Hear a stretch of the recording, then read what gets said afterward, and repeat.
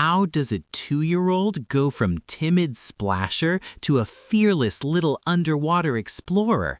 The answer will amaze you.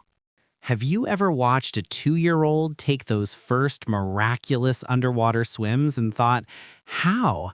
How do they go from cautious splashers to these joyful subaquatic explorers? It feels like witnessing a superpower unfold. Today, we're diving into the fascinating science and step-by-step journey of how toddlers learn this incredible skill.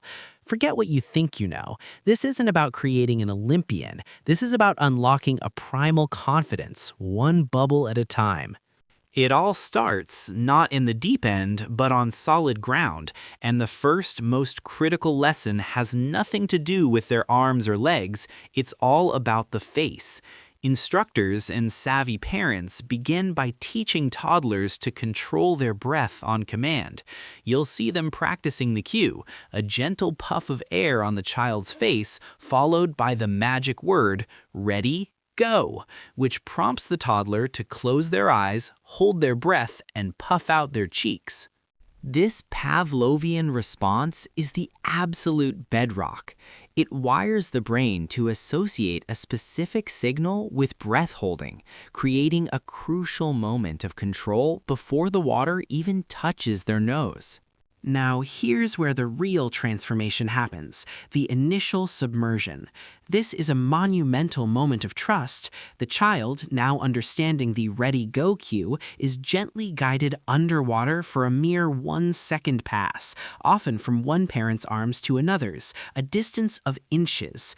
The goal isn't distance, it's success.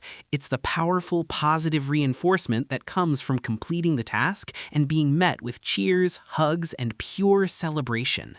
That 1-second pass builds the neurological pathway. Cue, action, reward. No fear, just triumph. Once that pass is mastered, the natural next step is the release.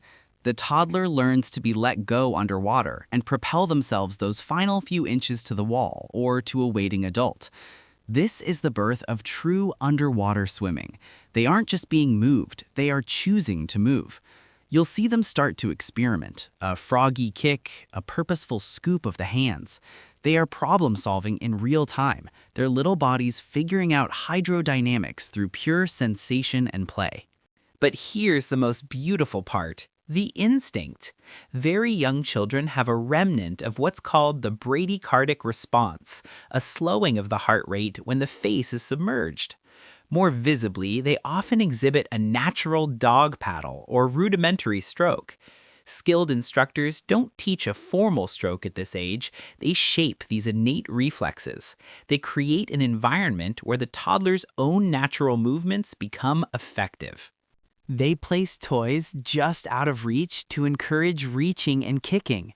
They turn every milestone into a game. The finale of these basics is the rollback-to-float. This is the ultimate safety skill and a huge confidence booster. The child learns that if they ever find themselves on their back, they can simply float.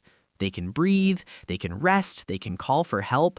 Mastering this teaches them that the water is not something to fight, but something they can work with. So the next time you see a tiny human gliding like a penguin pup beneath the surface, know that you're seeing more than just cute. You're witnessing a masterclass in neurological wiring, trust building, and the harnessing of innate instinct. It's a powerful reminder of what little ones are capable of with patience, positivity, and a whole lot of splashing. If you've seen your own child make this amazing journey, shout it out in the comments below, and hit subscribe for more deep dives into the fascinating world of childhood development. Until next time, stay curious.